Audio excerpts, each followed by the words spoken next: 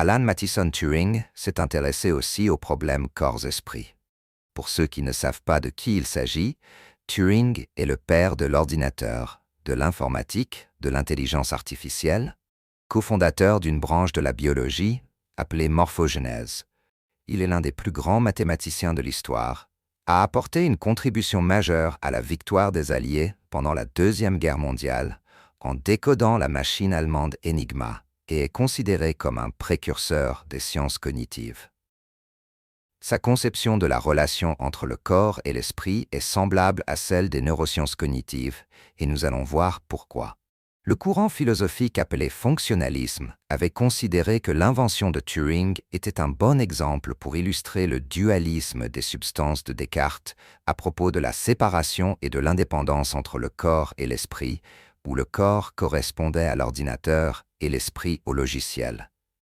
Ce qui est déconcertant est que cette affirmation du fonctionnalisme contraste avec ce que pensait l'inventeur de l'ordinateur. Pendant toute sa vie d'adulte, ou dans tous ses écrits sur l'informatique, Turing s'est cantonné à une même ligne de pensée.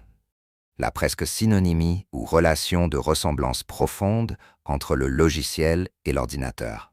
Par conséquent, Turing n'a jamais adhéré ou même pensé à l'idée d'une indépendance entre le logiciel et l'ordinateur.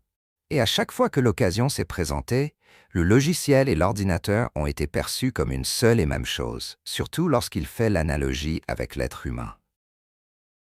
Par ailleurs, dans son célèbre article fondateur de l'intelligence artificielle, Turing précise que si on étudie bien l'esprit, ce qu'on pourrait trouver à la fin serait uniquement son support matériel.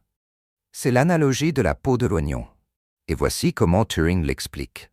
Si on analyse l'esprit, on peut progressivement expliquer ses fonctions en termes de mécanismes. Chaque fois qu'on explique une fonction, on retire une couche qui semblait auparavant mystérieuse. Mais si on continue ce processus assez loin, il se pourrait qu'il ne reste aucune couche magique ou immatérielle au centre, seulement des mécanismes physiques. Donc pour Turing, l'esprit est clairement inextricablement lié au corps, en opposition complète avec ce qu'affirmait le fonctionnalisme, mais en résonance totale avec l'enseignement consigné dans le temple de Luxor et avec les neurosciences qui montrent que ce sont les processus biologiques qui produisent l'esprit et où une importance particulière est accordée à la morphologie.